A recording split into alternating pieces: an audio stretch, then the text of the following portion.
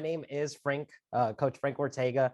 I'm 29 years old and I live in the United States of America. I live in the best country in the world, Texas, the state of Texas. Anytime somebody asks me, they're like, so where do you live? I'm like, the best country, bro. The land of the actual free, which is Texas, where we can really do whatever. And everything's bigger in Texas. So I've been here since I was 2 years old, originally from Mexico. And I've gone through a lot, I feel like, since the age of 18 is really when my journey started. And so I kind of want to give you some context. That way you can actually solidify an image of me and trust me, hopefully, and know that I've actually walked through some of these things personally. And the reason why I believe that, I'm able to, help people now is because I've suffered and I've endured and I've come through to the other side, right? And so when I was 18, I had a girlfriend. We ended up splitting ways. After we split ways, found out she was pregnant, tried making it work. To not go too much into detail, right? I initially found out that she was really just using me for a citizenship card. And so I decided not to marry because I just don't think that's the right reason to get married personally. Then I ended up getting completely cut off from my little girl or from the pregnancy, from her, blocked on social media, blocked my number. My little girl ended up being born 4 months premature. So very, very young. And I had no idea. Somebody else had to tell me about it. And when I found out, I went to the hospital to try and visit and see my little girl. I was not put on the birth certificate. I was actually kicked out from the hospital because they wanted to make a big scene. So we just decided to leave. I went the legal route. The legal route took forever. I didn't get to meet my little girl until she was 1. And so this whole time that my little girl was in the hospital, I just kind of always had that feeling of like wondering, is she even alive? What's going on? And just going through that at the age of 18, 19 was just kind of pretty brutal, if I'm being honest. Fast forward years later, we end up getting married. I really just got married because I wanted my family, right? And then you fast forward 3 years later after that, and she ended up just leaving out of nowhere, pretty much doing the same thing that she did in the first place, which my fault. I should have recognized it. I take full accountability, right? Well, that led me to a spiral to pretty much where I am today, right? So it led me to becoming, actually, if I'm being honest, very suicidal. I had a very successful business, a trucking business. I was in the logistics. And I was making very good money for my age. I had employees, all of that. And I lost everything because mentally and emotionally, I was just not okay. I then hired a coach to help me kind of come out of this. And I healed pretty quickly using some of the techniques that I'm actually going to go over on this.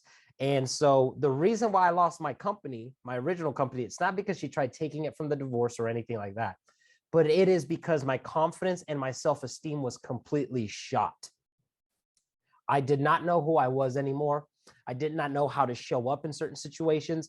And I just remember waking up in the mornings, going to the restroom to brush my teeth. And I just hated looking at myself in the mirror. And sometimes I wouldn't even get out of bed, right? And I challenged myself just to get up and then do 10 push-ups and then go back to bed. And that's how my progress began to start. Tiny, tiny, tiny amounts. All of this led me to finally overcome all that pain. And then I started helping out people from my church, older men, and I was helping. And eventually I just said, you know what? I want to do this full time. So I launched the 1% divorce recovery coaching program, which is what I do. And so now I help men and women pretty much navigate through all of that, right? And I've been a single dad pretty much all of my 20s now, and still continue to be so. And so I also host the Single Dads podcast. So if you ever want to check it out, it's just called at the Single Dads podcast, available on all streaming platforms. But I want to go ahead and I want to jump straight into this. So I'm going to go ahead and share my screen. Hopefully you can see this right here. So we're going to be talking about rebuilding our confidence and our self-esteem once we go through a separation or a divorce. Okay. Now, this is pretty much the first thing that leaves. And in order for us to understand how to get it back and how to take it to the next level, we first need to understand what is the root of it, right? How do we get confidence? How do we get self-esteem? What is it? Where does it come from? Because if I can identify where it comes from, then I can go to that place to create more of it for myself. Okay. And so the first thing that we're going to talk about, if I can get this slide to move, there we go. So where does confidence and self-esteem come from? The definition of confidence is the feeling or belief that one can rely on someone or something. In other words, it's a firm trust. It's knowing that you can trust this one thing or this one person. The definition of self-esteem is confidence, in other words, a firm trust in my own worth or abilities. Confidence and self-esteem both tend to be at its highest when we feel like we are in control of the events in our lives, not that our events are controlling us. So if you want to take back your confidence, the first thing you have to do is take back control. Now, this is key, okay? Confidence really comes from control or the illusion of control. Let me give you a quick story. Back in the day, I say that like I'm very, very, very old. Back in my day, I guess I could say, I used to fight. I was a jiu-jitsu fighter and a Muay Thai fighter, kickboxing, right? And if I was extremely confident in the fight, before the fight, it is because I knew that I had put in the work to prepare for the fight. So it made me extremely confident because I showed up in this area, which bred confidence and self-esteem in this area. Now, if I had a fight and I wasn't training like I knew I should be training, and you show up to the fight, that's when you're feeling not very confident. So when you show up is when the confidence comes, right? So this is right here. This is what the issue is. When we feel like we're lacking control in a situation, that is where we tend to lose self-esteem and confidence. That is where we begin to lack happiness. And this is regardless of all the activities that you have going on, right? Frollo, this is an incredible community. And you might be so invested into this Frollo community, but you might still be experiencing a sense of lack in joy, a sense of lack in fulfillment. And all that's tied to, the only thing that that's tied to is to the fact that you feel like you do not have control in a certain area in your life. Because again, we know the definition of confidence is having a firm trust in something and self-esteem in our own abilities. So it's in our own abilities to do something. If you are feeling like a lack of control, you're also probably going to feel overwhelmed. The stress levels go really high, right? And as a single parent, I mean, we probably face this on a daily because we do lack a lot of control in the scenarios and situations that we're in, because you're parenting in a split household. And what you think is right, they might not think is right. And what you think is the way to go, they might not think is the way to go. And the way you feel we should be treating our child and speaking to them and raising them with this specific mindset, these specific core values, these beliefs, and the other party doesn't, you begin to feel that lack of control. And maybe you feel a little overwhelmed right now. This could be a good sign that you're experiencing a lack of control. When you feel a lack of control, bottom line, you're going to experience a drop in your confidence and self-esteem. That's really just what's going to happen. So how do you get control back? Okay. Well, first of all, I kind of want to hit on this before we go straight into this part. I want to hit on this. If you notice when somebody begins to work out, their confidence begins to skyrocket. And what's crazy is if they begin to work out, their confidence comes before the results come. If you notice somebody that's very overweight and they start working out, they start feeling way better about themselves, probably about 2 weeks in, sometimes even 1 week in, which means they haven't even lost 10 pounds yet. The definition of the muscle isn't coming yet. The definition of the strength isn't, if anything, they're in a lot of pain because they're sore, because the workouts are taking that toll on their bodies. So then why are they feeling so confident? And why is their esteem skyrocketing if the results aren't there yet? It's simply because they took control and they showed up.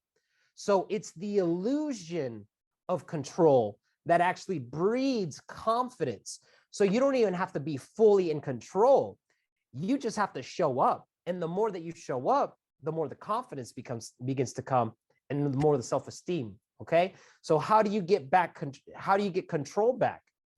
Tony Robbins, one of my favorite coaches, says this: you are the creator of your life, not the manager of your circumstances, which means that any circumstance that you're in right now, the situation, maybe you didn't want to be a single parent, right? Maybe you did. We don't know. Only you know the answer to that question. But that's where you're at right now. Now, you could just live a life where you manage your circumstances and you say, this is just what my life is. So I'm just going to deal with what I have. Personally, I don't believe that way. I don't think you should either, because I believe that you deserve a life of more abundance. And that means in money, in health, in emotion, like across the board, in joy, in peace, all of it. I believe you deserve a life in abundance. And if you can get to a place where you believe that, you can create it and you can take charge. So how do we get back control? We become the creators of our lives, not just the manager of our circumstances. I want to walk you through this. This is called the model, okay? Anything that you plug into it, it works. This is backed. You can track this back to science. There's research done on thoughts. There's research that's been done on emotions and feelings and how that creates the results in your life. If you hear anybody talking about manifestation, it's literally surrounded around thoughts is what it is. And so this is the model. You've got your circumstances. This is things in life that happen that we have absolutely zero control over.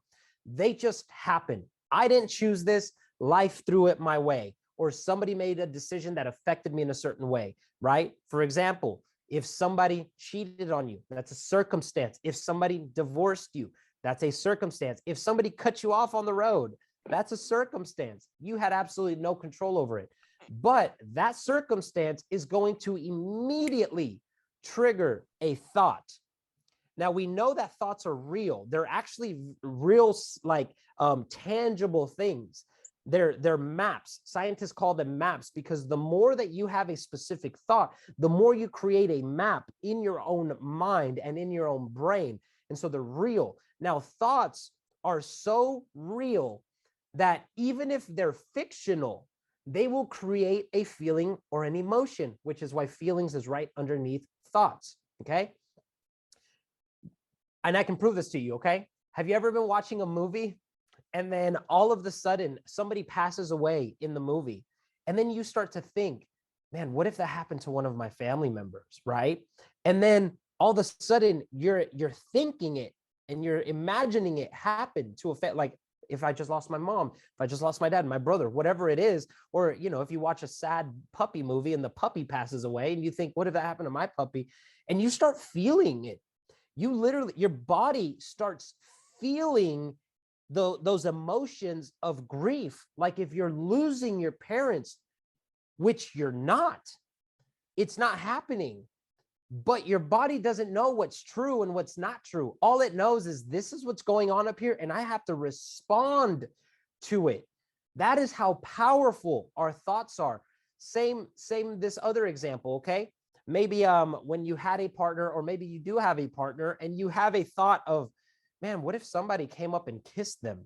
Like, or what if they did this or something that hurt you? And you start feeling it. Like if they actually did, you start feeling hurt, a little bit of anger. I got this story. One of my cousins, they're hilarious. I have a lot of cousins. Like I said, I am 100% Mexican. I have about 120 family members in this area alone. That does not include my family in Mexico. I got a massive family. My cousins, his name is Sammy and his wife is Susan. I'm going to say their names because you guys will probably never meet them, and that's okay. Susan had a very bad dream about my cousin, Sammy. She had a dream that he cheated on her. And as soon as she woke up, she turned around and slapped him. And my cousin Sammy said that he just woke up like, what the heck just happened? What was that for? And she was like, you cheated on me. And he's like, what are you talking about? I was asleep. It's because it felt real to her. It was just a thought. And it wasn't real. It was 100% fiction. But it felt so real because our body does not know what is real and what is fictional if we're thinking it. That is why these thoughts become so real and they fuel our body. Now, the next part of this is going to be actions. Your feelings will directly influence your actions, and your actions will directly influence the results that you have in your life. Now, this model, the way it works is your circumstances are 100% neutral. There's nothing you can do to make them stop. They're just happening. And what I mean by neutral is I mean that you have to look at it in the way that it's not good and it's not bad. The only thing that makes it good or bad is the thoughts that we have about it. I know that sounds very insensitive, so let me just prove it to you. If some random guy or woman, depending on who you are, right, comes up to you and says, man, I love you so much. I can't wait to spend some time with you tonight. You would probably think this person's a creep. What the heck was that? You would not feel very like love, right? Now, if you are with a partner and say you're at work or something, they send you a text and they say, man, I love you so much. You mean the world to me. I can't wait to spend time with you tonight. You're going to have all these feelings of, man, they love me. And it's not because of what they said. It's because of the thoughts that you attach to what they said. Here's another quick example. You're waiting for someone to show up to meet you on a dinner date or a lunch date, whether it's a friend or a romantic partner. They're 15, 20, 25 minutes late, gets to 30 minutes. One person chooses to start worrying. They're like, I wonder if they're okay. I wonder if everything's okay. The other person starts getting mad. It's the same circumstance, but the thought is what's creating the feeling and the emotion, which will directly affect the action and the results. So we cannot control the circumstances, but we can make it neutral. And then we can choose, how do I want to look at it? And choose a different thought. If you have a positive thought, you will have a positive result. If you have a negative thought, even if you do a positive action, you're actually going to have a negative result. Let me give you a quick example. One of my clients, we were talking about boundaries. So this man then goes to set a boundary, but his thought process was, I'm not going to let this person disrespect me like that. And I'm going to show them that when they disrespect me, this is the consequences for it. It's not a very positive mindset to have. That probably made him feel a little bit aggressive, a little bit controlling, probably a little bit insecure and a little bit angry and a little bit just ready to come at the person. Again, your thoughts create those feelings. So when he took a positive action to set boundaries, he came off very aggressive and it yielded to a very negative result. Setting boundaries is a very positive action, but the thoughts fueled that action, which was negative, and it led to a negative result. Now, if you have a different mindset, a different thought of, man, I love this person, I care about them, I want to invite them to learn how to communicate with me and how I receive love. So in order to do that, I'm going to tell them what I accept, what I don't accept, and that I'm not going to punish them if they do that. I'm just going to choose to take this action to keep my peace. That's a lot more calm feeling. That's a lot more confident feeling. That's a lot more loving and empathetic feeling. So when you communicate that action, you get a way, way, way different result. Okay. So the one thing that we do have full control over this entire model, it's not our circumstances, it's not our feelings, actions, or results. We have control over our thoughts. Okay. Now, I'm not going to push this on anyone whatsoever, but I believe in the Bible, right? Me personally, this is kind of what helped me through a lot of things. And the Bible has a lot of scriptures that talk about thoughts. Take every thought captive. You will be transformed by the renewing of your mind. So if you can renew your mind, you transform your life. As a man thinketh in his heart, so he shall be, right? And so thoughts are the number one thing that we need to focus on. If you right now feel like you are not in the best headspace or in the best place in your life, it's a direct correlation to the thoughts that you've been having either about life, a situation, or about yourself. You change those thoughts, you will literally be able to change your entire life. Okay. So what is a thought? A thought is what is in full control of the feelings and emotions that you feel on the daily basis. Every single human experiences a 50-50 positive and negative emotions for the rest of our lives. Okay. So don't think that you're always going to just feel incredible. No, you're always going to experience 50-50, but you get to choose which one you will attach yourself to. Don't just let them pick you. If you feel an emotion, allow yourself to experience it, even if it is negative, because you're experiencing for a reason.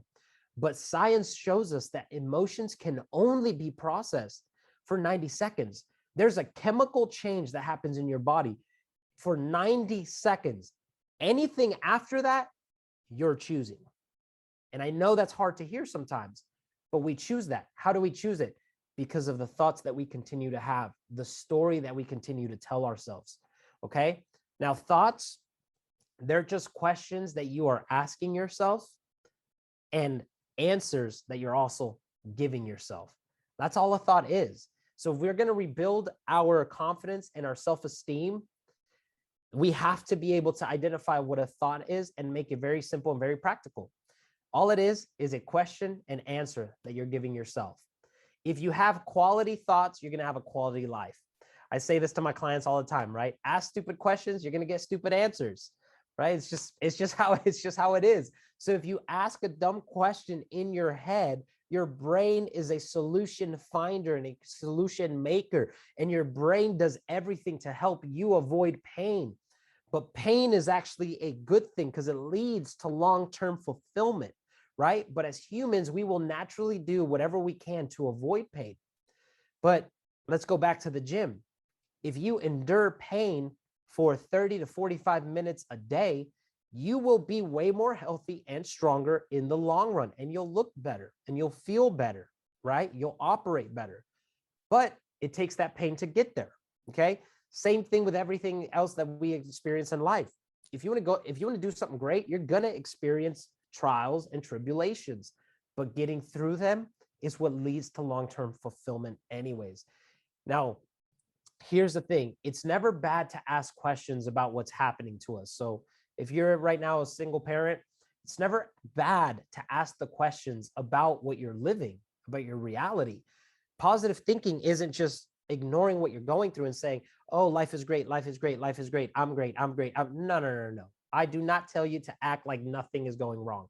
I just tell you to choose which thoughts you want to have, right? Now, right here, it says, it's just about how you ask the questions. It's not bad to ask the questions, but how do you ask them? Let me give you a good example. I don't know why I'm on this weight loss thing right now, for real. Maybe I'm like trying to tell myself subconsciously, like, bro, I need to get back into the gym and lose a little bit more. I don't know. But the example I want to use is, for example, somebody that wants to lose weight. If they are asking themselves or just thinking, and we've all been here, right?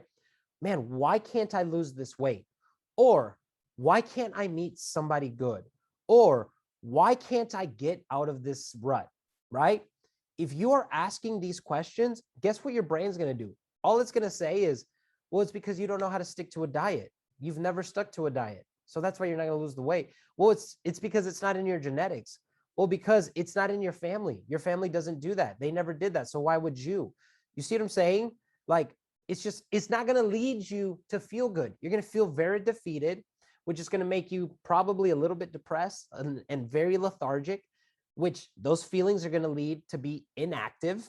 And that's not what you want, because the results are not going to be great. Okay. So what we need to focus on as single parents, because we have to do this for our kids, for our legacy, not just for ourselves, but for them as well. Because if we can't beat what we're facing, guess who's going to have to beat it? Our kids. And all I'm going to say is it stops with me. My little girl's not going to go through the same things I went through, because I'm going to defeat those things, and I'm going to show her a new way of living. The way my family lived their life, that's ending. I appreciate it. It brought me to where I am today, but I'm creating, and I'm being intentional to create a whole new family culture for my generation to come, right? And the way that we do this is we got to stop asking the dumb questions. We need to focus on changing the bad questions so that we can stop feeling bad. So don't ask questions like, why is this happening to me? Why can't I change this? Why do I keep failing as a parent? Why are my kids suffering? Don't ask those questions. They're not going to lead you to feel good. They're only going to lead you to be worried. okay? And the number one root, if you are experiencing anxiety right now, the root of anxiety is worry. And all worry is us giving ourselves an illusion that we're actually doing something about it. Because if we worry, we feel better that at least I'm worried about it. And that shows that I care. When the reality of it is if we really genuinely cared, which we do, we would do something more about it. But it's just we haven't been taught these things, right? And so we're doing the best that we can with what we've got. And that's why I'm so happy Frollo brought me on here, right? Like, I don't know what else you guys have been learning. I can't wait to go view all the other stuff on the YouTube channel, but hopefully somebody's taught you these things. And if not, then I want you to hold on to this and really utilize it. Most circumstances will bring things that we can control in our lives, as well as things that we can't control. Now, if confidence and self-esteem is directly tied to the illusion of control, then that creates a problem for us, right? That creates a big problem. If a circumstance brings things into my life that I can't control, then obviously I'm going to be, lacking self-esteem and confidence, right? So this is how you're going to get it back.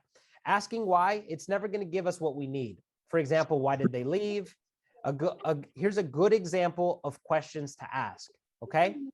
How can I, back to the weight loss story, how can I lose this weight? And then I want you to go to the next level and design a life that you love by saying, how can I lose this weight and actually enjoy doing it? I hate running, absolutely despise it. That's why I went into the fighting game. I would rather fight for cardio than run for cardio. That's how much I hate it. So I had to begin to ask myself, because I need cardio in my life to keep my heart healthy and to be healthy, right?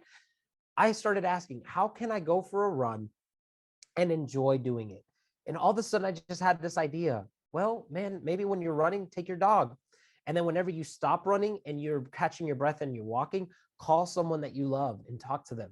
Take a different route, right? I love these one trails because I love nature. So I might as well enjoy the view while I'm going for, and now I've created my own experience. Something that I used to hate, I now love, right? Solutions, this is what's going to happen.